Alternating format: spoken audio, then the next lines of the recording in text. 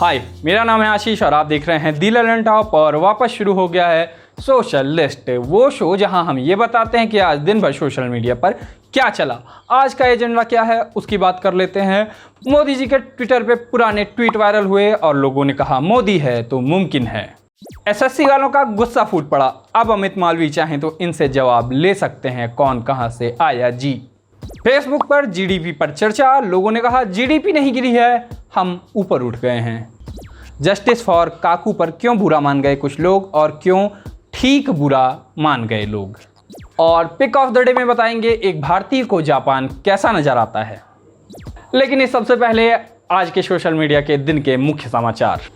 Trend हुआ resign. वित्त मंत्री, प्रधानमंत्री और शिक्षा मंत्री से कहा गया छात्रों के काम नहीं आ सकते तो रिजाइन कर दें। मुझे तब के गृह मंत्री और अब के रक्षा मंत्री की बात याद आ गई। ये एनडीए है, यहाँ इस्तीफे नहीं होते। एक ट्रेंड और नजर आया, मुगल। कांग्रेस के किसी नेता ने लिखा था मुगल काल में जीडीपी 25% थी, ब्रिटिशर्स के टाइम पर इतनी थी, कांग्रेस के टाइम पर उतनी थी और भाजपा के टाइम पर कितनी है। इस पर वो हुए ट्रोल। लोगों ने कहा मुगलों को जीडीपी निकालना आता था क्या, वगैरह वगैरह। मुगलों को लुटेरा कहा गया। दोनों पक्षों से लेथन हुई और जानकारों ने कहा पहले देश सोने की चिड़िया हुआ करता था क्योंकि ट्विटर की चिड़िया पर युद्ध नहीं लड़े जाते थे। एक ट्रेंड डॉक्टर कफील खान के नाम का नजर आया। उन्हें इलाहाबाद हाई कोर्ट ने छोड़ने का आदेश दिया, एनएसए हटाने का आदेश दिया। जनता कहते मिली कि अगर निर्दोष थे और जेल में थे तो क्या सरकार से हर्जाना लिया जाए। ट्विटर पर आज नजर आया एक पुराना हैशटैग, मोदी हैं तो मुमकिन है और नहीं। ये जो हैशटैग और ये जो ट्रेंड था वो आज समर्थक नहीं चला रहे थे, विरोधी चला रहे थे, मोदी सरकार की आलोचना करने वाले चला रहे थे। और क्या कर रहे थे, पुराने पुराने ट्वीट निकाल रहे थे। कह रहे थे कभी आप ऐसा कांग्रेस पे हमला बोला करते थे कि देखो 9 साल में जीडीपी इतनी कम है। कभी आप पी चिदम्बरम पर हमला बोला करते थे अर्थव्यवस्था को लेकर। अब क्या हुआ मोदी जी। उसी ट्वीट के नीचे किसी ने पूछा इन सज्जन को क्या तकलीफ है भाई, और किसी ने कहा ये कहाँ आ गए हम यूं ही साथ चलते चलते। लोगों ने जीडीपी वाले ग्राफ पलटा दिए, बोले लो जीडीपी सुधर गई। लोगों ने रघुराम राजन को याद किया मोर को, और मोर के प्रधानमंत्री मोदी के साथ ढेर सारे कार्टून नजर आए। और लोगों ने कहा कि दूसरों की नहीं, कम से कम जो आपके पूर्व समर्थक रहे हैं या जो आपके चाहने वाले हैं वो भी कुछ कह रहे हैं, कुछ शिकायतें कर रहे हैं, उनकी तो सुन लीजिए। इसके अलावा बात चली speak up for SSC railway students की। इनका कहना है, ये गुस्सा है मीडिया से और सरकार से, और उनका कहना ये है कि नीट और जेई की परीक्षा लेने के लिए सरकार इतना कटिबद्ध है, लेकिन हमारे जो सालों पहले एग्जाम हो रखे हैं वहाँ पे वो ज्वाइनिंग का प्रोसेस पूरा क्यों नहीं करा रही है। आप CGL ले लीजिए, CHSL ले लीजिए, अंग्रेजी के कोई भी 2 या 3 अक्षर उठा लीजिए, उसके अंत में L लगा दीजिए, C लगा दीजिए या T लगा दीजिए। ये बनेगा एक परीक्षा का नाम और उसका जो रिजल्ट है वो तो आ चुका होगा। किसी की भर्ती प्रक्रिया अटकी होगी, किसी में कोई टेस्ट बाकी होगा, किसी में कंप्यूटर का टेस्ट बाकी होगा, और इसी बात पर छात्रों का गुस्सा है। छात्रों का कहना है SSR की बात करती मीडिया, SSC की बात नहीं करती, रिया की बात करती मीडिया, नौकरियां नहीं देखती। इसके अलावा एंकर्स कहते हैं मुझे ड्रग दो, एक्टेसी दो, गांजा दो। छात्र तो सिर्फ ये कह रहे हैं मुझे नौकरियां दो। वहीं NTPC वाले अलग भड़के हुए हैं। उनका ये कहना है कि ये जो डिसलाइक वाला पूरा मुहिम चली उसमें उनका बड़ा रोल था। ये नीट और जेई के बच्चे कम थे, उस पर NTPC वाले बच्चे ज़्यादा थे और डिसलाइक से याद आया अमित मालवीय तो कह रहे थे कि 2% ही भारत के हैं, बाकी 98% बाहर के हैं। तुर्की के बोर्ड्स वगैरह बता रहे थे। तो NTPC वालों, मुझे ट्विटर पे मत कोसो, आप जाके अमित मालवीय को बता सकते हो कि ये सब डिसलाइक किसने किए। बाकी अमित मालवीय की बात पे ट्विटर पे ये प्रतिक्रिया भी आई कि मान लेते हैं कि तुर्की के बोर्ड्स वो अनलाइक या डिसलाइक कर रहे थे, लेकिन जो कमेंट बॉक्स में हिंदी में गाढ़ी गाढ़ी बातें लिख रहे थे वो लोग भी क्या तुर्की के थे? इतनी अच्छी हिंदी है उन लोगों की। अंततः कल के जीडीपी के आंकड़े आज फेसबुक तक भी पहुंच गए और फेसबुक की स्लो सी दुनिया में जीडीपी की बात होने लगी और ऑब्वियसली सरकार की कोसाई हुई। लोगों ने कहा कि जीडीपी कितना भी गिर जाए मीडिया जितना नीचे नहीं गिरेगी।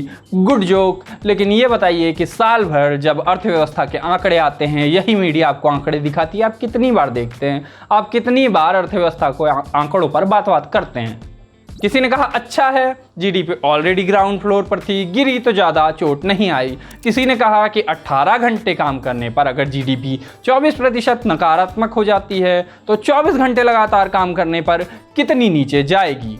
इसके अलावा वायरल हैं वीडियोज सो मच हुआ है कितना कुछ किया है वाले एंकर्स का, जिनकी डिबेट में किसी ने सुशांत के केस के बीच में जीडीपी का जिक्र कर दिया तो वो भड़क उठे।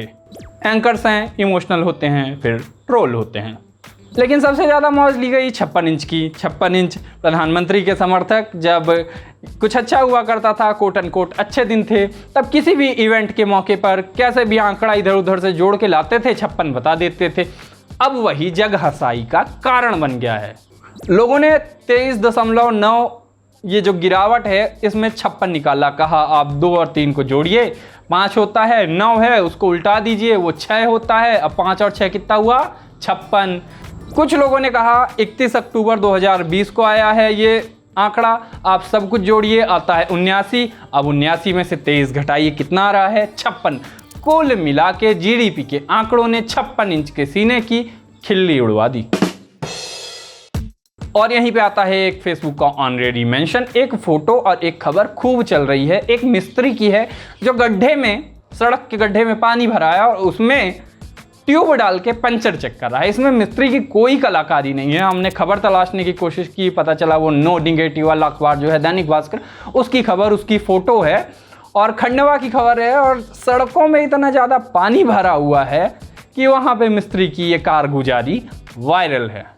और जाहिर है खंडवा उसी प्रदेश में है जहाँ की सड़कें शिवराज सिंह चौहान के अनुसार वाशिंगटन की सड़कों से ज़्यादा बेहतर हैं। अब बात काकू की, यानी एक हाउस हेल्प की, जिनकी या जिनके लिए या जिनकी मासूमियत की खिल्ली उड़ाते हुए वीडियोज, मीम्स खूब नज़र आए। इंस्टाग्राम पर ढेर सारे मीम्स थे जिनमें एक हैशटैग भी नज़र आया, जस्टिस फॉर काकू।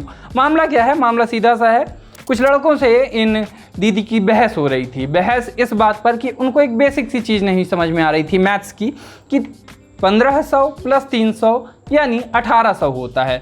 बस किसी ने इस बात का वीडियो बना लिया और वीडियो वायरल हो गया। लोगों ने हंसी मजाक उड़ाना शुरू कर दिया। जस्टिस फॉर काकू ये ट्रेंड भी चल निकला। फोटोशॉप आरबीआई के नोट निकल आए कि 1800 का नोट निकाल दिया है आरबीआई ने, वगैरह वगैरह। सीबीआई जांच की मांग की लोगों ने। उद्धव ठाकरे वगैरह को भी टैग करना शुरू कर दिया ट्विटर पर। फिर कुछ लोगों को दिक्कत हुई। लोगों ने कहा ये सही तरीका नहीं है, ये वीडियो बनाना भी सही तरीका नहीं है और इस तरह से किसी की मासूमियत का या किसी के अनजान होने की खिल्ली उड़ाना भी सही नहीं है। ये जो जोक है वो उनका उन दीदी पे नहीं है, वो जोक है इस सोसाइटी पे कि बेसिक सी एजुकेशन लोग नहीं पा पाते और ये हमको फ़नी लगता है।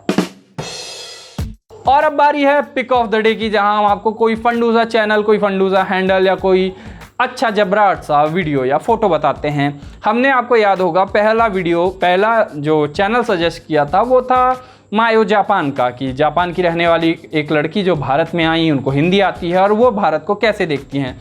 आज का चैनल है, जापान से ही जुड़ा है, रोम रोम जी।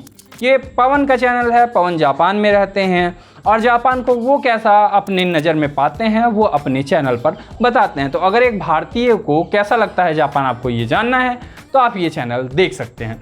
आज के सोशल लिस्ट में इतना ही। मैं चला, शेष वो कमेंट वमेंट, लाइक वाइक, फॉलो वाली रूटीन बातें होती हैं, है ना? ठीक है, बाय बाय।